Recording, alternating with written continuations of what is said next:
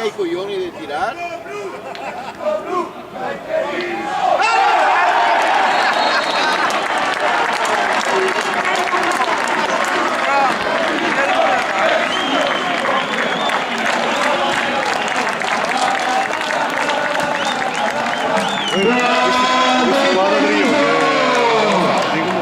Ha segnato con il numero 8 il profeta Matteo Michele, Treviso 3, Mazzara 0.